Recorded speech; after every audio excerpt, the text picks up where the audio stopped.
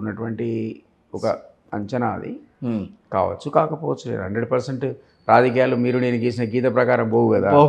So దాంట్లో ఎప్పుడైనా deviations ఉండొచ్చు. బట్ ఇప్పుడున్న పరిస్థితిలో వాళ్ళ కాంటుబట్ సిచ్యువేషన్ ఎదుర్కొంటున్నారు అంటున్నాను నేను. కాంటుబట్ లేకపోతే మరిన్ని కేసులు లేదా అమ్మాయి బయటికి రాకపోవటం ఇది వాళ్ళు జీర్ణించుకోగలిగే అంశం కాదు. సో దాని దృష్ట్యా మనం ఒక అంచనా తప్ప నేను అన్నట్టు పాలిటిక్స్ డెఫినెట్లీ. సో మళ్ళీ బీఆర్ఎస్ పుంజుకునే అవకాశం లేదా? మనం చూసాం కదండి ఎంపీ ఎలక్షన్స్లో కనీసం డిపాజిట్లు రాని పరిస్థితి అన్ని చోట్ల ఎవరు కూడా ఎక్స్పెక్ట్ చేయలే. కేసీఆర్ని ఎవరు అడిగితే ప్రధానమంత్రి పదవికి మీరు పోటీ పడతారంటే అవకాశం వస్తే ఎందుకు పడననే లెవెల్లో ఉండే ఆయన. అయినా సరే మాకు 10 సీట్లు వస్తాయి తక్కువ రావనేటువంటి అంచనాలో ఉన్నవాడు ఎక్కడా డిపాజిట్ రాలే. ఒక్క దగ్గర అనుకుంటా ఇక్కడ డిపాజిట్ వచ్చిన సందర్భం తప్ప ఆఖరికి డిపాజిట్ నమ్మదు సీఎం క్యాండిడేట్స్ ఎవరిని నమ్మదు అన్న నానుడిని మళ్ళీ అది పునరావృతం చేసే అవకాశం. ఈ మధ్యకాలంలో మీరు ఇక్కడ చూసినట్టయితే ఒకప్పుడు మీరు అన్నట్టు సీల్డ్ కవర్ కల్చర్ ఉండేది. కాంగ్రెస్ సీల్డ్ కవర్ పంపితే ఆయనే సీఎం. ఆయన 1 year ఉంటాడో 2 years ఉంటాడో ఎవడి తెలియని పరిస్థితి ఉండే. దాన్ని అధిగమించి చాలా రాష్ట్రాల లోపల పూర్తి టర్మ్ సీఎం ఉండే పరిస్థితి మీరు చూశారు గత 5 ఏళ్లలో. అట్లా మేము మార్చలే.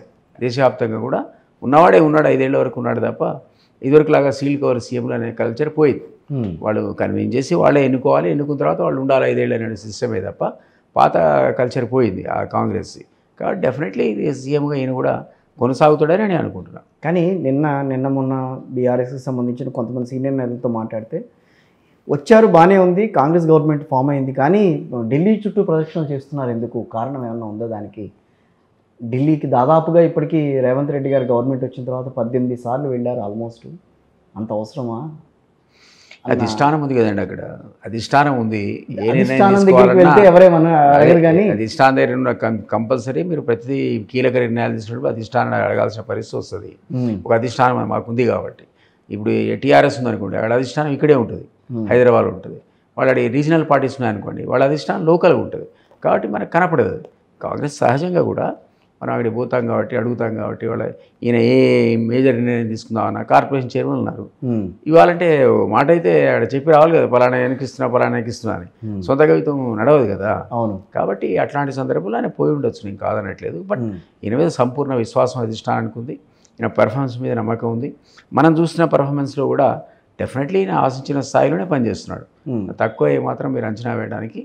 హామీలు నిలబెట్టుకునే క్రమంలో కేంద్ర అధిష్టానం దగ్గర కంపల్సరీగా పర్మిషన్ తెచ్చుకోవాలన్న ఏది దానికి అవసరం లేదు. దానికి ఏం అవసరం లేదు. అట్లాంటివేమి హామీలు ఆల్రెడీ ఇచ్చేసి ఆల్రెడీ యాక్సెప్ట్ మేనిఫెస్టోలో వచ్చే దాని ఇంప్లిమెంటేషన్ బడ్జెట్ అలొకేషన్స్ మీరు ఇచ్చుకోవాలి, ఇంప్లిమెంట్ చేయాలి.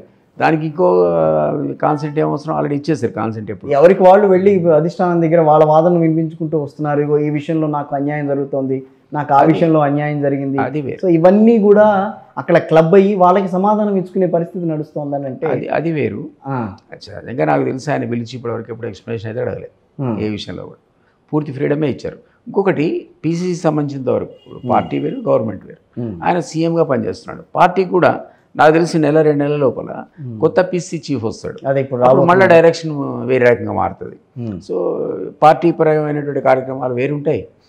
సీఎంగా తను చేయాల్సిన పని చేస్తాడు. కాబట్టి ఆ బర్డన్ ఆయన మించి రేపు మాపో తొలగిపోతుంది. ఇప్పుడు రెండింటి మీద ఉంది ఆ బర్డన్. ఆయనకు ఆ బర్డన్ ఉంది, ఈ బర్డన్ ఉంది. అవును. పీసీసీ అధ్యక్షుడు ఎవరు వచ్చే అవకాశం ఉంటుంది? పీసీసీ ఎవరన్నారు? మీ అంచనాకి ఏమన్నా కొంతమంది ఉన్నట్టు కదా ఇప్పటికి దాదాపుగా 5-6 ఆస్పిరెంట్స్ అయితే ఉన్నారు. ఎవరు వస్తారో మనం చెప్పలేము. మహేష్ కుమార్ గౌడే కంటిన్యూ కావాలని వర్కింగ్ ప్రెసిడెంట్ నుంచి ఆయన ప్రెసిడెంట్ చేయాలని ఒక వాదన. తర్వాత మధు యాస్కి గౌడ్ పేరు, బలరాం నాయక్ పేరు, ఇట్లా 4-5 పేర్లు వస్తున్నాయి.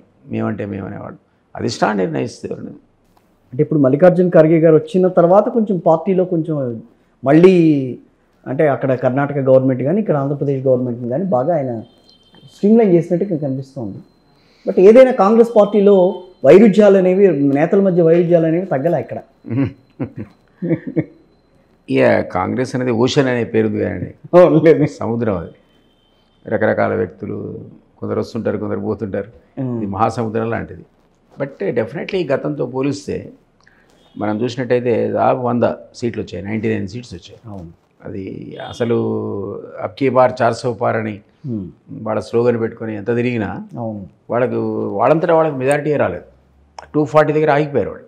సో అదే ఇంకొక 30 సీట్స్ కనుక తగ్గి ఉంటే మేము ఇండియా కూటమి అధికారులకు వచ్చే పరిస్థితి. మేము కూడా అంటే క్లెయిమ్ చేసుకోవడానికి అవకాశం ఉండేది గట్టిగా. సరే అక్కడ జరగలేదు, మరోసారి ఆయనకు మూడోసారి వచ్చింది. ఏమైనా టుడే స్ట్రాంగ్ అపోజిషన్ ఉంది. గవర్నమెంట్ ఏమో డిపెండెంట్ గవర్నమెంట్ ఉంది. డిపెండెంట్ గవర్నమెంట్ వాళ్ళు కూడా వాళ్ళ అలైస్ డిపెండ్ అయ్యి నిర్ణయాలు తీసుకోవాలి తప్ప గతంలో ఉన్నటువంటి బ్రూటల్ మెజారిటీ లేదు. బ్రూటల్ మెజారిటీ ఉందనుకోండి, వాళ్ళు ఏకపక్ష నిర్ణయాలు తీసుకున్నారు. మన కళ్ళెదురుగా మనం చూసాం. చర్చలు లేకుండా ఎన్ని బిల్లు పాస్ చేశారు, ఏ రకమైన బిల్లు తీసుకొచ్చారు. So they did everything. So అది వక్ఫ్ బోర్డుకి సంబంధించి తీసుకురావాలంటే కష్టంగా ఇప్పుడు ఒక పోటీది మీరు ఎందుకు జేపీసీకి వెళ్ళారు చెప్పండి. మామూలు సందర్భంలో వాళ్ళకి 2/3 మెజారిటీ ఉండుంటే దాన్ని యూనిలాటరల్గా పాస్ చేసి ఉండేవాడు. అట్లా కాకుండా జాయింట్ పార్లమెంటరీ కమిటీకి వక్ఫ్ బోర్డు సవరణ అన్నది వెళ్ళిపోయింది. అట్లా అది మంచిది, డెమోక్రసీకి అది హెల్దీ.